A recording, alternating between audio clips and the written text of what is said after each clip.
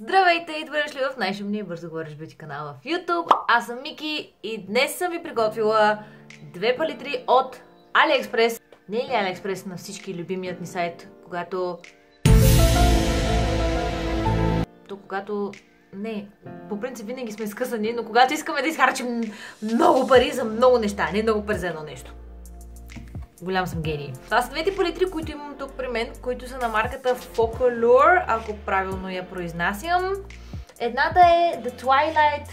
Не е Limited Edition, защото е доста стара като производство, пък все още има в сайта им. Както и Sweetest Honey Eyeshadow Palette.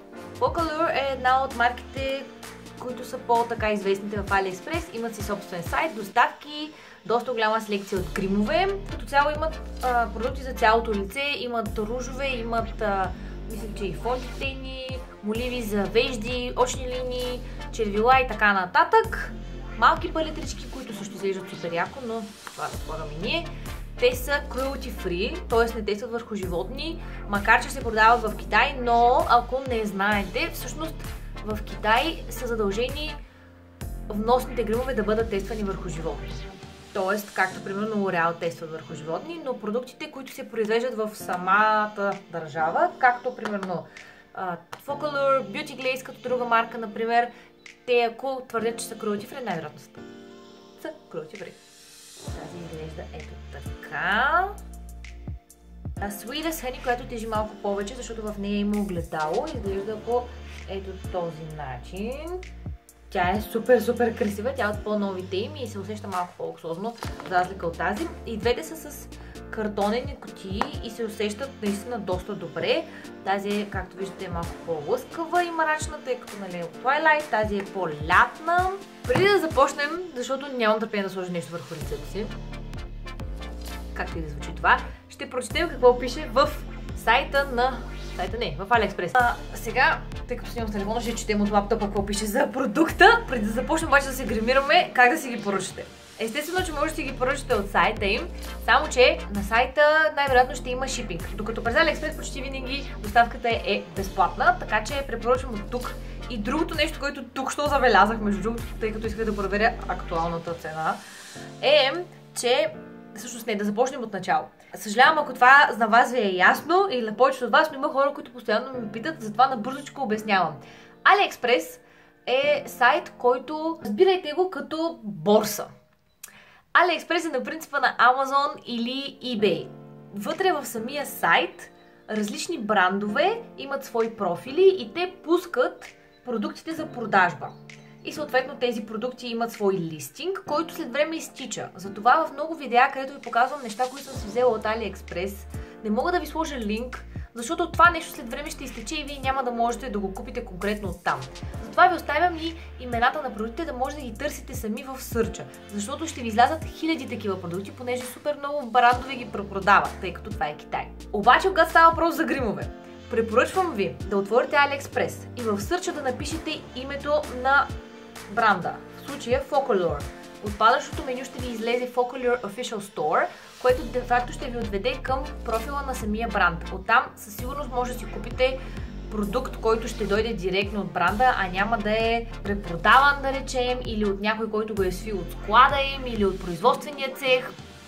Мисля, че ме разбирате. Най-сигурно е така да действате.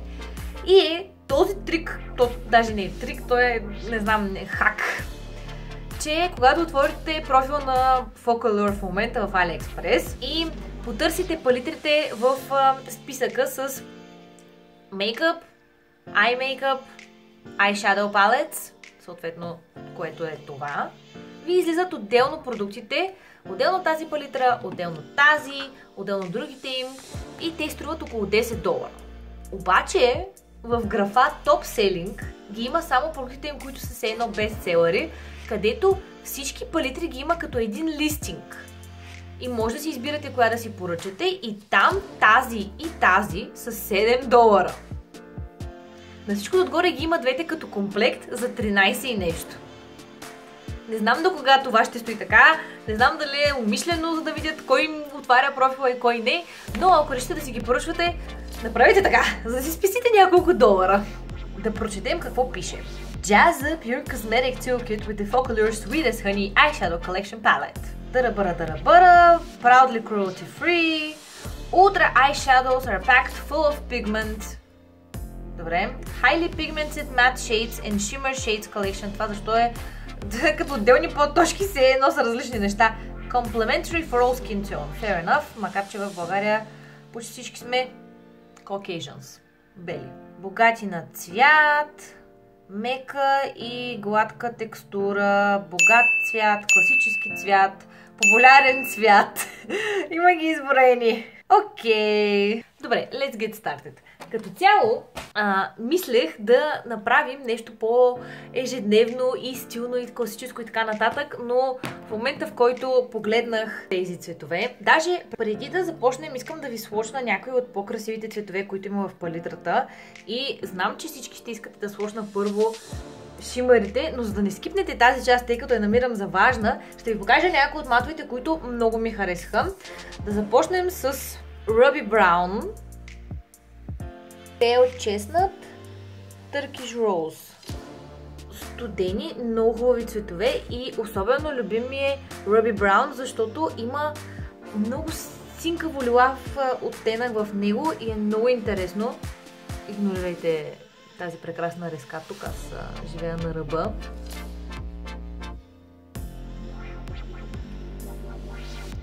Като цяло се усещат изключително меки, не са толкова пачи, доста са пигментирани, има разлика между тях, макар че видимо да приличат на 50 нюанса бежево, реално можете да създавате по различна по дълбочина и нежност визии. Различни дълбочина и нежност визии. От Twilight палитрата също ще ви спочна Tangerine, защото всички търсим хубав пигментиран оранжев транзишън. Тези тук 100% ги имате в своите си неутрални палитри, затова ще ви свочна ето това керемидено. Ето керемиденото. Вижте колко меко се разнесе. И оранжевото. На моята ръка не се личи много. Това е като имаш жълт подтон. То е просто транзишен цвят. И сега да направим забавното. Да свочнем по-красивите цветове, които просто ме убедиха да направим една доста по-тежичка визийка. От тази палитра ще хванем, разбира се, Hypnotism, което е една от любимите ми синки. Danger и Witchcraft. Нарочно хващам тези, защото съм почти сигурна, че по-обичайните шимари ги имате в своите си палитри. Види ли се?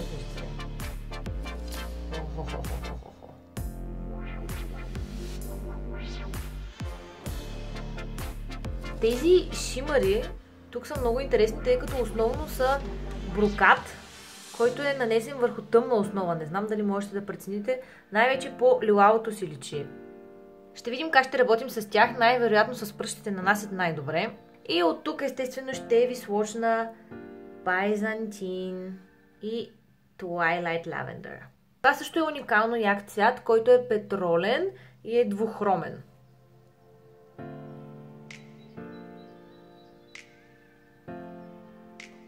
Това е разкошно, много ми харесва. За Свети Валентин, за пролет.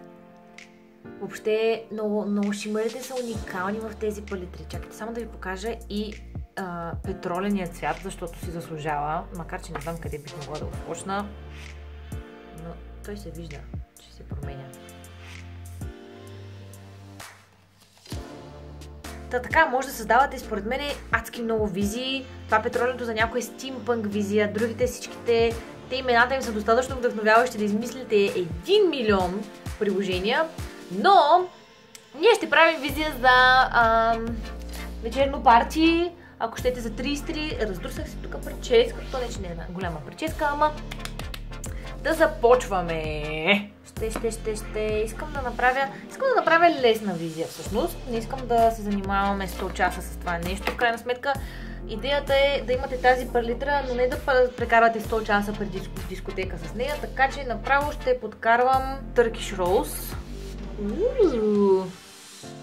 Използвам четка, която е горе-долу Packing Brush, само че е и малко разпарчетосана в връхчето, за да може да разнася хубаво продукта. За по-прецизен блендинг можете да започнете отгоре с Rosy Brown и да създадете хубав транзишън, само че на Михайла не се занимава толкова много и ако щете ми вярвате, аз когато излизам въобще не се гримирам чак толкова сериозно, колкото за видеята си пред вас.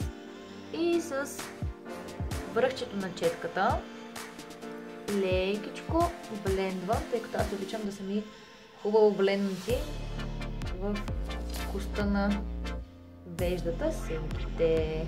Идеята ми всъщност е да направим, аз не ви казах, Spotlight Grim, защото аман от Cut Creases, верно, че и аз постоянно правя Cut Creases, но вече ми писна, така че ще направим Spotlight и за да задълбочим външните ъгълчета, ще използвам от вече другата палитра, тъй като ще да ползвам и двете. Ето този цвят, който се казва тирамису, много сладко.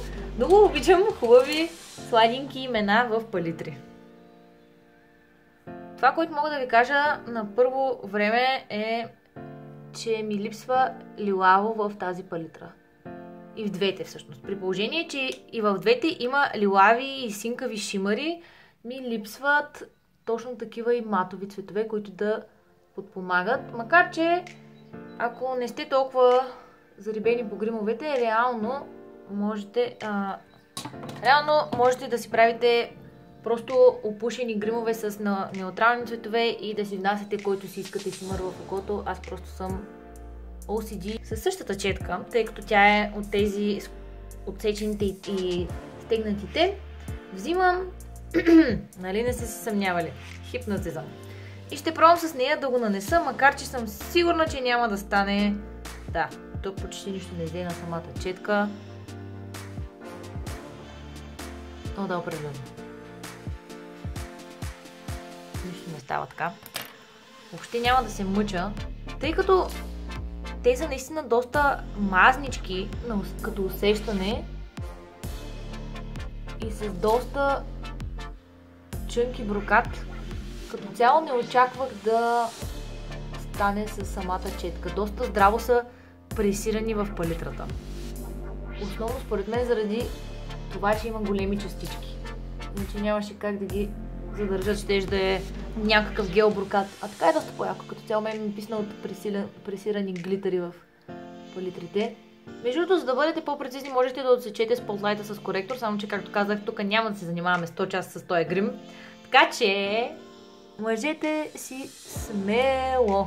И ми се иска да сложим в центъра Danger, който е ето този цвят, тъй като изглежда много яко. Макар че и Trevi Fountain е готино, но искам да ми е малко по-вечерна визията, пък Trevi Fountain е доста ярко и лятно, което разбира се бихте казали, че сигурно ще е моят любим цвят в палитрата. Не, знаете ли какво?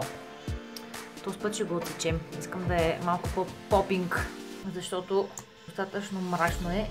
Не искам да се смачкат много цветовете заедно. О, да, така е доста по-добре. Приятно се смесва с коректора и изпъква малко повече като зелено, макар че и без него ще е добре, тъй като моята визия и аутфита ми са доста мрачни. И сега малко блендване. Мисля да използвам тези тъмни цветове от тая палитра, за да мога да прелея лилавото в двата ъгъла на очите ми. Не бих казала, че матовите сработват заедно толкова добре, колкото други палитри, които имам, но и не са толкова зле. Не става кално и не се избърсват, когато ги преливам един друг. Но и наслагването ми не е толкова пигментирано, колкото бих искала от тъмни матови цветове. Бих казала, че най-лесните визии, които можете да правите с тези шимари, точно брокатените, е от тук до тук да си ги нанесете с пръст, тъй като точно този спотлайт е трудно да бъде прелят по най-педантичния начин, тъй като не може много с щетка да се борави с тях. Да, този цвят, как се казва? Чили определено потъмни и направи Turkish Rose по-лилавко. Имам един молив на Impala, който е такъв зелен, брокатенно зелено, който ще сложим в водната линия, тъй като поради някаква причина не искам да слагам черно. Сега ще стои малко по-свежо. Нали знаете, че черното затваря окото? И отново с това тъмното кафяво чили от палитрата ще мина тук, където са ми мигличките, тъй като аз имам кръгове под очите и ако внеса това лилавото, мисля, че ще стане по-грозно. Ще приличам на зомби. Това така ще направим. Ето отново ми липсва тъмно-зелено мат, който да се съчетава с броката. Затова ще се пробваме тая четка да вземем от това хубаво.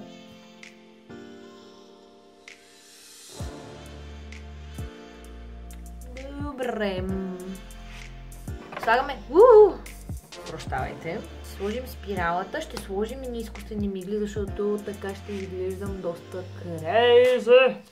От това, че слагах отдолу брокат, имам fallout от самия брокат, но всъщност не ми пречи. Приятно е. Аз просто харесвам брокат, както виждате. Той е на бретон. Не побърква. Окидоки. Сложих мигли. Това са същите мигли от предишното видео, което ме питахте кои са. И ето това е опаковката им. Както казах, те са на KISS и се водят All Natural 0D. Това, което направих е да мина над миглите с цвят Myrtle, който според мен е просто черно-матово. И сега искам да сложа ето тези сенки на Barry M, които са течни и са цвят Asteroid. Те са синкаво-лилави и според мен ще се връзват, ако ги сложа в ъгълчето, за да може малко да освежим и да изглежда окото ми като по-отворено. Плюс това се връзва с гланца ми, който е с сини частички вътре. Единствената причина да ползвам това, а не цвят Cherry Fountain, е защото тук има рефлективно лилаво и се връзва с сенките ми. Това е завършената визия. Надявам се да съм ви разнообразила малко фида от кът кризове и неутрални инстаграм бади гримове. Пък и да съм ви дала идея как да си направите бързо, лесно, вкусно опушен брокатен грим. Това, което мога да кажа относно особено тези брокатени сенки, е, че най-добре се работи с пръст и най-добре ще е според мен да не правите точно с тях спотлайт грим, а по-скоро да е точно кът криз или чистак опушен. Матвате така броката, тук слагате малко по-матов плътен цвят и сте готови, тъй като просто ще се занимавате излишно да ги блендвате и само ще се изтормозите. Но като цяло всъщност визията се получи доста сполучливо според мен. Естествено за вечерно, за бар, така нататък, така не е много удачно да отидете да четете книги в Book Club. Ако трябва да избирам между двете палитри, мисля, че ни е ясно на всички ни, че бих избрала долната. Единствената причина да го правя е защото харесвам там брокатите, точно тези, които реално използвах. Макар че са трудни за работа и не са най-яките брокати, които, т.е. не брокати, ами шимари. Най-яките шимари, които съм имала. Мен ми харесва просто целият лейаут. Също така тук има червен мат, който е много яко. Макар че и горе има, но малко по-керамиден. Сега, горната палитра е ако вие обичате да има всичко в една палитра, което ви трябва. Тя е идеалната, ако нямате други палитри. Ако просто се кефите на по-неутралните цветове, защото тук имате доста неутрални матови за ежедневни визии и по-нежни колпари брокати. Докато тази е малко по-лятна и малко по-смела палитра. Тя съответно е с огледало, което прави една идея по-луксозна, но както виждате тук цветовете са доста по-смели. Естествено ги има съвсем обичайните матови, макар че в другата, както забелязахте, има по-голям селекшън от топли матови цветове, които обикновено са тези, които по-добре стоят на кожата като опушени гримове, защото не на всяка кожа сивите тонове изглеждат приятно и по-скоро може да ви изпиват и да изглеждате болни, както аз, примерно, ако продължа с ето това под очите, ще изглеждам все едно съм зомби. И все пак палитрите са доста яки. Аз като цяло много се кефя на гримове от AliExpress. Има много марки, които и копират известни палитри. Има доста имитации на Huda Beauty, особено на Nude палитрата. Даже новата палитра на Focallure, която излиза тази седмица, мисля, е чистак имитация на Huda Beauty Nude, само че в малко по-различен прочит, чисто като лейаут. Кажете ми вие всъщност какво сте ползвали от китайските марки, пробвали ли сте тези по-известните? Аз съм основно имала вземане-даване точно с Focallure, Beauty Glazed и You Can Be, макар че съм имала и някои други. И спирам да дрънкам. Оставям ви до тук, надявам се това видео да ви е било полезно и да съм ви разнообразила и ви пожелавам един прекрасен ден, следобед, утро, вечер, сред нощ, което е времето, по което снимам това видео, или когато е времето, когато вие го гледате, и благодаря, че гледате.